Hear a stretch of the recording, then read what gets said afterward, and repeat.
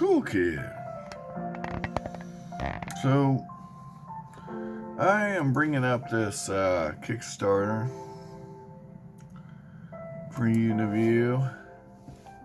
I did a video about it a few days ago, or maybe a week ago, but I really wanted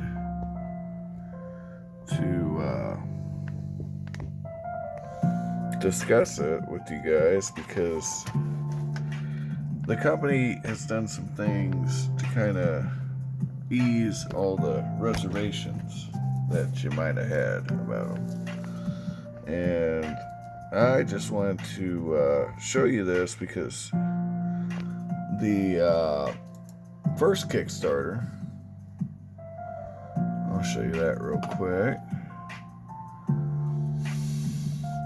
Let's see here, Next Level Miniatures.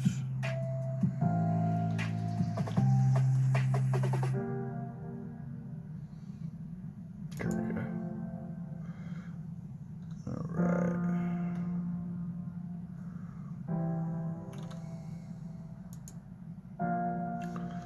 Had a Kickstarter last year, which is delivering now. And the look at the numbers here on this project. They did $262,000 and had 3,400 backers, and that was their first project. And now their second project, you're only looking at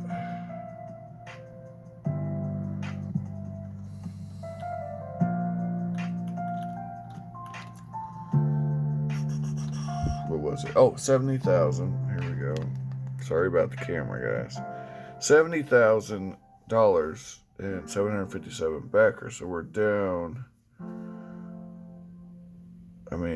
massively on the interest in this campaign. And the thing is, there's good reason for that. But I think those reasons have been mitigated to an extent. The first reason was the scaling. They delivered, they're still delivering, I haven't finished, and they launched this Kickstarter before they delivered, which is always a red flag for people, especially after some of these other companies. Listen, guys, I gotta be honest with you. Kickstarter, they're losing their shine, and they clearly, this is just my opinion, they clearly don't care about their backers. And there's been so many bad campaigns lately, and then COVID or whatever. So many excuses, so many, we pretend we're not expecting the product, but we're expecting the product. And quite frankly, inflation is going to kill this business model too, because when you sit on money for years and years, every year that goes by, it's losing purchasing power, and the amount of stuff you can make at a profit goes down. So there's going to have to be major changes to something for this to crowdfunding to even be viable. I think that, again, this is just my opinion. However, the big advantage actually this company has is everything they do is made in the United States. Okay, they use that Cyocast, just like Reaper does for their Bones USA, right? The other problem, like I said, the scale was a problem. The cleanup was a little bit of a problem for newbies. I don't think that's a big issue, but what I wanted to show you in this campaign is there's a couple things this company has going for them. One, it's Next Level Miniatures, by the way. They have good sculptors. And two, they recognize their error in the scale. And they also, I think, recognize their error in starting this Kickstarter before they completed fulfillment on their first Kickstarter. And the main advantage they have is it's made here in the USA, like I said, and being made here in the USA, right?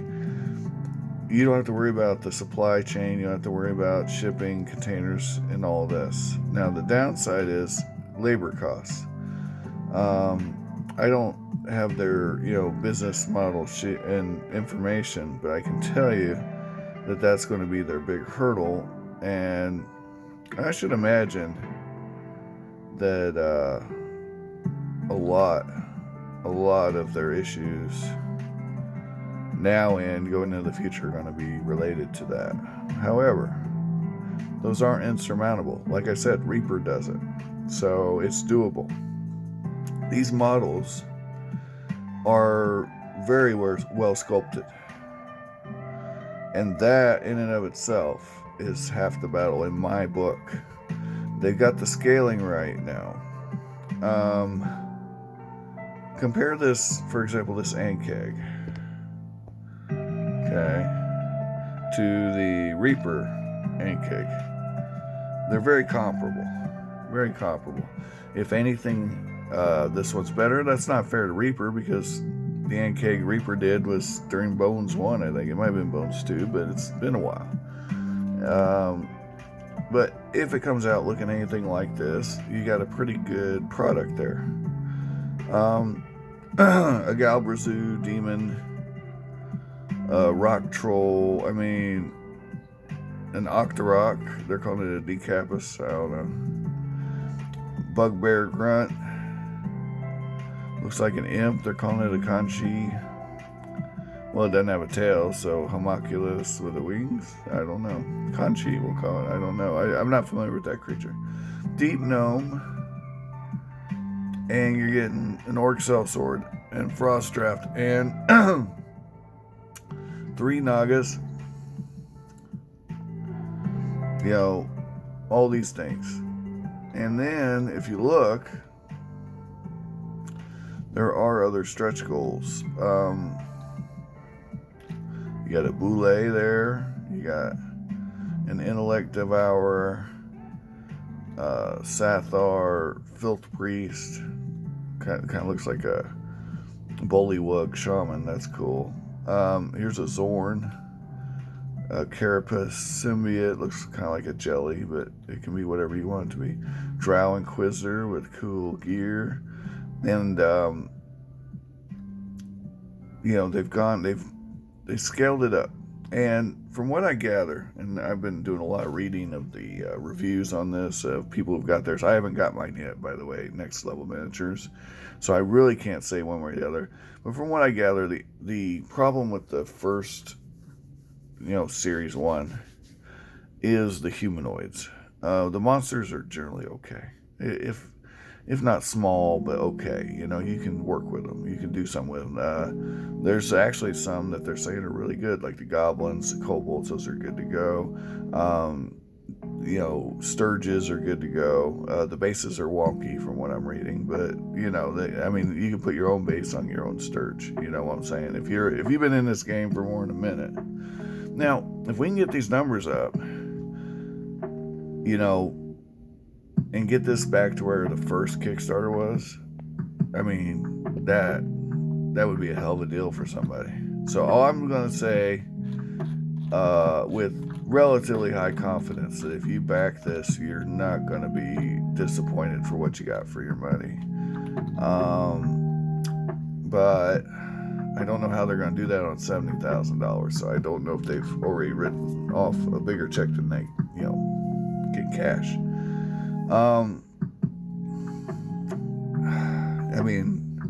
It'd be very interesting to see how that goes. They'd be working for free, it seems like. But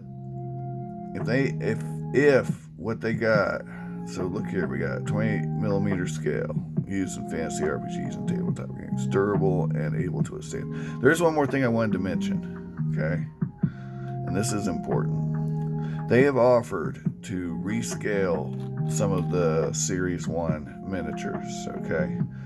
And that is going to really help out people who backed the first Kickstarter, and that shows good faith. So if you backed the first Kickstarter and you got a bunch of what you feel are useless minis, right? they've said they're going to pick, they haven't said which ones, but they're going to pick and resize the miniatures they think are most problematic and sell them to you at cost. Okay? Yep. At cost, which is pretty reasonable, I think. It depends on what that price is, but at cost, and you get to fix your set on their dime. On your dime, you're paying what they pay. I don't know if they're going to offer. I told them, this is my opinion, and I'm going to run it by you guys. The only monster miniature they really need to fix, other than the humanoids, is that Orcus. That Orcus has got to be right. Okay. From what I gather, the Orcus is really tiny. And the sculpt looked really cool. So that's a pretty big letdown. So you're seeing all these minis. Let's see where the Orcus is. Where are you at, Orcus? I don't know. I'll probably scroll past it. Orcus, to me, was the real icing on the cake for this one. There he is. They don't show the sculpt, but you can look it up online. Anyway, guys, I'm gonna move to the table here. For what you're getting, it's already a steal. Go all in. You'll get the Dracolich. You're gonna get, I think, 77 miniatures. I don't see how you can go wrong there. But if we can get more backers before this thing ends, you could really end up with a home run, like what Series 1 could have been. Series 1 this company could have been cruising right now. I'm not kidding. Bang for the buck. I mean, that first series, if those miniatures were in the right scale, yeah, they could have punched their own ticket. And it maybe that's why they couldn't make them in that scale, because it was too good of a deal. In which case, up the price, which they did do in the second campaign. And that's one thing I wanted to point out. They upped the price. So instead of having the cost save, maybe they'll be able to actually produce the miniatures. I don't know. I like the sculpts. I like that it's made in the USA. We should support companies made in the USA. Okay? They're out of St. Louis. And Eva says hello. Hi, honey. And that's all I got to say about this. I can't say for sure because I don't have the product. They did not send me the product yet. But I've researched it, and it looks like the sculpts themselves are good. It looks like the actual plastic isn't quite so. One of the YouTube channels I watched, Blanco, they had said that it was really brittle. And if that was true, that would have been a deal breaker. But I'm not getting those reports. I can't test it, so I can't say, but from what I'm reading, and you guys can do your own due diligence, it's actually not that bad. He might have just had an unlucky batch or an unlucky mini. I don't know. But he said he dropped a bugbear on the floor and it shattered. Well, I had a Reaper. Remember, I've talked about this in many videos. I had a Reaper Griffin fall apart on me, and it hit a carpeted floor. And that was not even Cyocast. That was the Bonesium 4. It just happens. Sometimes you get a bad model. Okay? Hopefully that's all it was. And I will agree, though, it was somewhat dubious, their little demo with the dwarf. Why are you licking the table? Crazy ass. Oh, she's not happy with me now. I interrupted her licking. Her lickings are interrupted. Anyway, guys, thanks for watching. I think this one might be a gamble worth taking, but I can't tell you what to do. And I got a new cat toy yesterday. Watch the video if you want the full details. She likes it. She likes it. It's like her neoprene mat. She loves that too. Guys, thanks for watching. Hope you find all the collectibles of your dreams while you're awake. If you are on Kickstarter, get out there, get on this thing, man. Next Level Miniatures, and I think I got a feeling if they can get some of them stretch goals unlocked, you could have a real steal here. There's a lot going for them, and like I said, the sculpts really are half the battle. I mean, they're not. They've got spunk. They definitely the design team over there is good. The art's good.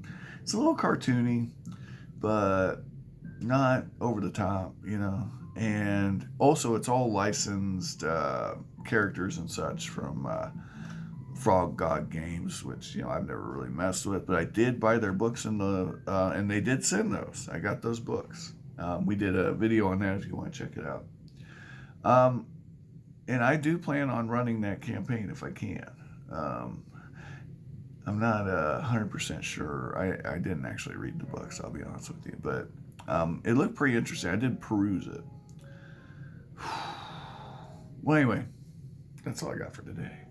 Have an amazing day and be good to each other. And we're going to paint up these Yashima miniatures first chance I get.